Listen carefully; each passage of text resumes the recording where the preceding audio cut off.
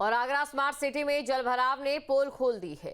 खेरिया मोड़ पर बाल योगी ने नाव चलाकर सच दिखाया। सोशल मीडिया पर अब वीडियो वायरल हो रहा है। साकेत कॉलोनी में कई फीट तक पानी भरा है।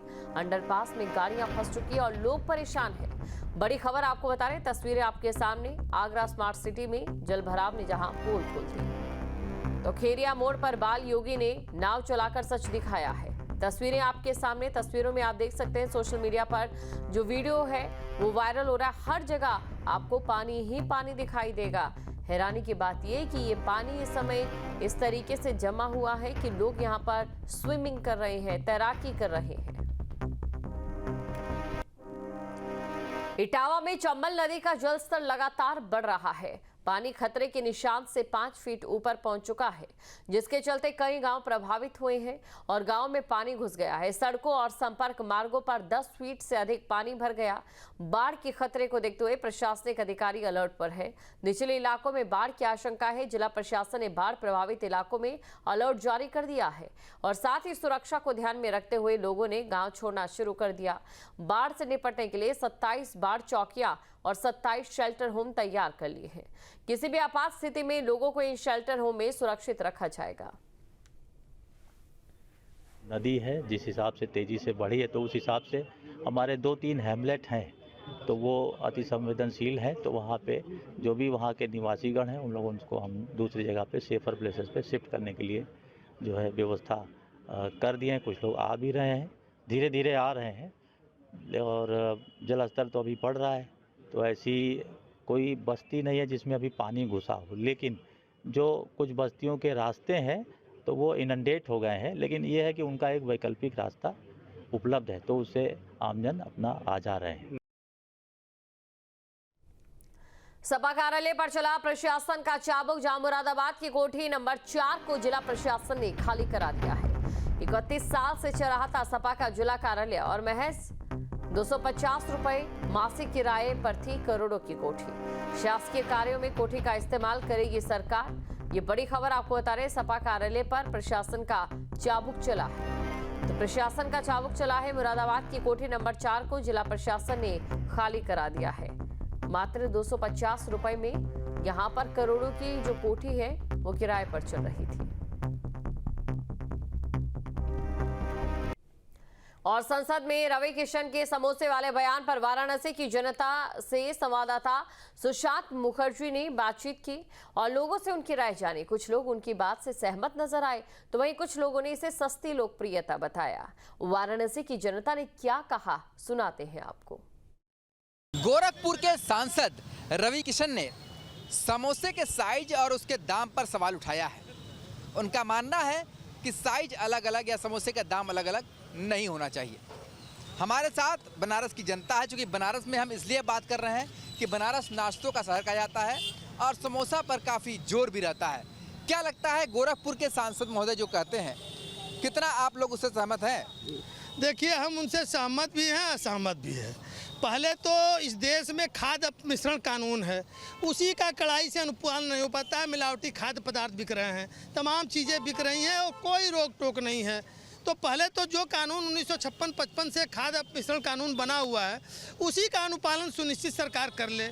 यहाँ पे अनावश्यक रिस्ट्रिक्शन नहीं लगना चाहिए। देखिए, राष्ट्रीय वाला 40 रुपये भी यदि समोसा देता है तो लोग उसको खाते हैं।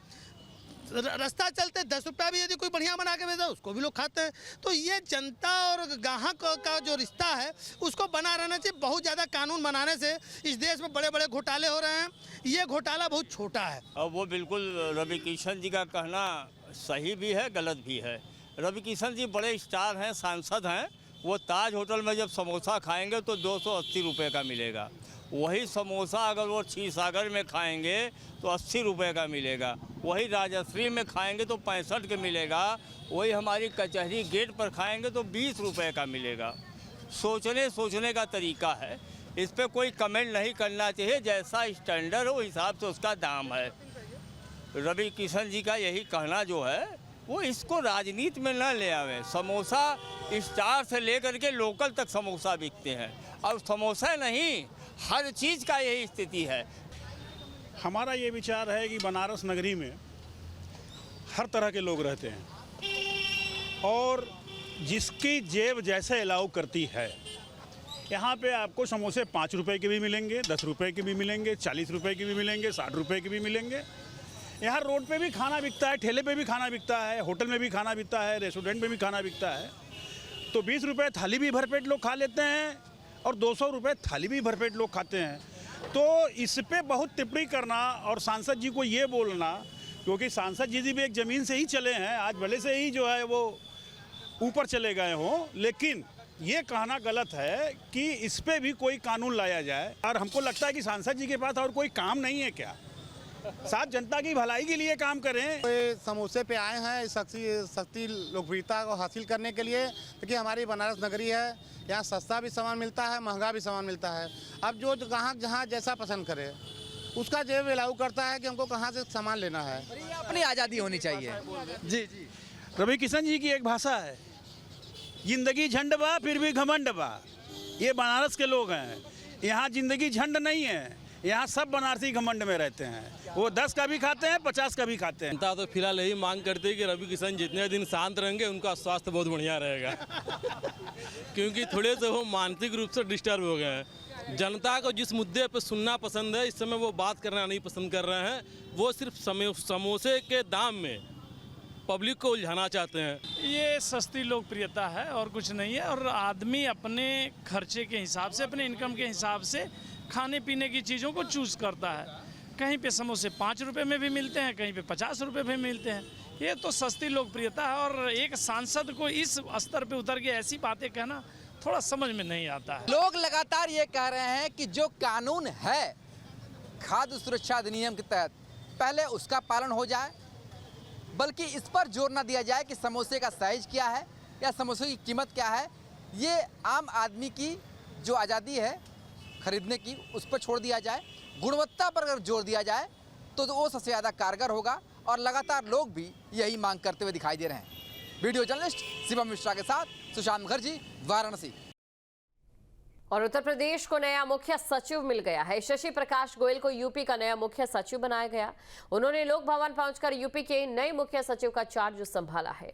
पदभार ग्रहण करने के बाद मुख्य सचिव ने मुख्यमंत्री योगी आदित्यनाथ से मुलाकात की। उन्होंने पत्रकारों से बातचीत के दौरान प्रदेश के वरिष्ठतम प्रशासनिक पद पर सेवा का अवसर प्रदान करने के लिए मुख्यमंत्री का आभार जताया। उन्होंने कहा कि प्रदेश सरकार की जीरो टॉलरेंस, जीरो करप्शन, औद्योगिक विकास और आर्थिक विकास की नीतियों को धरातल पर उतारने का पूरा जोर रहेगा। उन्होंने कहा कि पीएम मोदी के मार्गदर्शन और सीएम योगी की मंशा के मुताबिक प्रदेश को विकास के पथ पर आगे ले जाने, प्रदेश को $1 ट्रिलियन की अर्थव्यवस्था बनाने के पूरे प्रयास किए जाएंगे। प्रदेश में जारी विकास कार्यों को समयबद्धता और पूर्ण गुणवत्ता के साथ पूरा किया जाएगा। प्रदेश को औद्योगिक हब बनाने के लिए ठोस कदम उठाए जाएंगे ताकि प्रदेशवासियों को एक खुशहाल राज्य और युवाओं को एक बेहतर भविष्य मिल सके। और चलिए आपको ये भी बताते हैं कि क्या कुछ अभी विकास को लेकर तमाम चीजें चल रही हैं। सबसे पहले एक खबर की बात कर लेते हैं, जहां योगी सरकार में मंत्री आसिम अरुण ने अपने ही पीएस यानी कि निजी सचिव जय किशन सिंह को गिरफ्तार करवा दिया।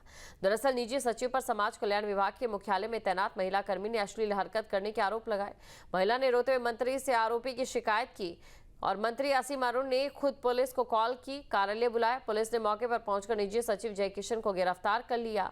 जहां भक्ति है हर शब्द में, कथाओं में छिपे हैं दिव्य रहस्य और ज्योतिष देता है जीवन को दिशा। धर्म से जुड़ी हर बातों को जानने के लिए हमारे चैनल स्तुति को सब्सक्राइब करें।